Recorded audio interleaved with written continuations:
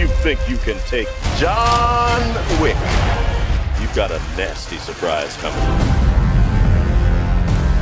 The John Wick movies seem to have quietly snuck up on me as one of the most consistently high-quality trilogies of recent years. They've got a similar sort of energy as like a high-octane 80s action film, crossed with a highly choreographed kung fu movie, but with a more modern visual sensibility and a super zany out-there premise and lore that feels like something out of a comic book. The films mostly follow a single character, John Wick, the single most badass ex-assassin who ever lived ever, played by Keanu Reeves, who goes on a rampage, brutally and violently murdering his way through entire football stadiums worth of bad guys and their henchmen because of a personal vendetta. And so far, you haven't disappointed. The first two movies are tons of fun, and this one is no exception. I think I liked it a bit better than the second, not quite as much as the first, though I'll admit it's been a while since I've seen either of the other two movies. Like its predecessor, Keanu Reeves' chapter John 3 Wick Parabellum picks up shortly after the end of the previous film. Mr. Wick broke the rules. John Wick is now a marked man, with a huge bounty on his head, barred from any of the perks or protections that being part of this super secret international guild of assassins entails, and he's on the run from pretty much everybody in that same Assassin's Guild. A $14 million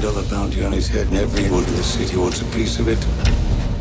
I say the odds are about even. The action scenes are what I imagine everybody is mainly here for, and rest assured they are phenomenal, definitely the best action I've seen so far this year. As always, Keanu Reeves is great in this role. Keanu trains his ass off. When we train him, we'll go for hours and hours and hours, and he just won't stop. It's amazing. I always love it when you can tell that the lead actor in a movie like this does all, or at least most of their own stunts. That was definitely the case with Reeves in the Matrix movies, Speed, Bill and Ted, and the other John Wick films, and he definitely doesn't disappoint here either. He is the most committed person that I've ever worked with. He trains for months, he does his own action, he does 98% of everything you see on screen. I'm just better at it. This ain't no Taken movie. All of the action is beautifully captured in frame, and the film makes liberal use of very long takes that let you really soak in just how visceral and intense it all is, in addition, of course, to being very impressively choreographed. I also like that these movies do their best to keep mixing up the types of action that they include.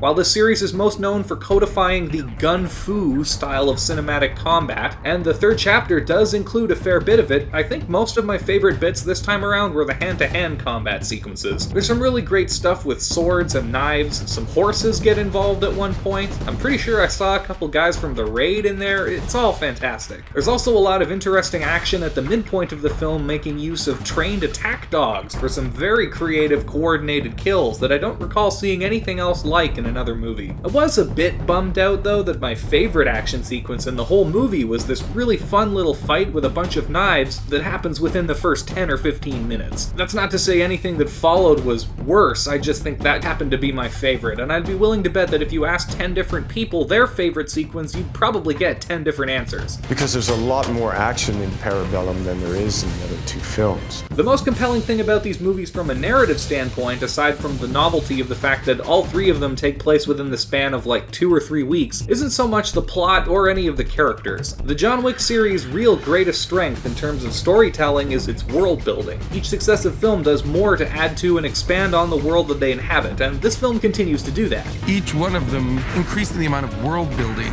on a really unique and interesting level.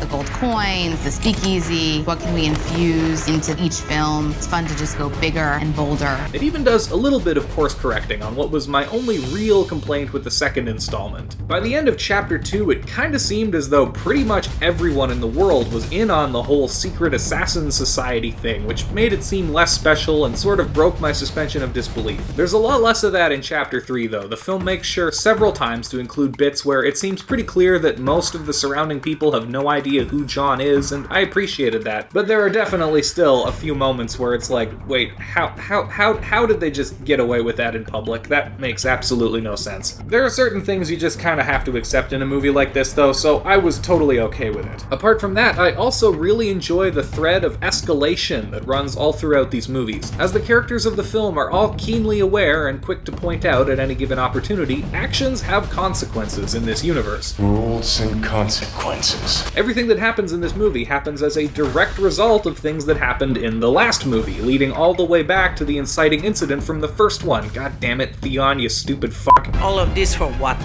Because of a puppy?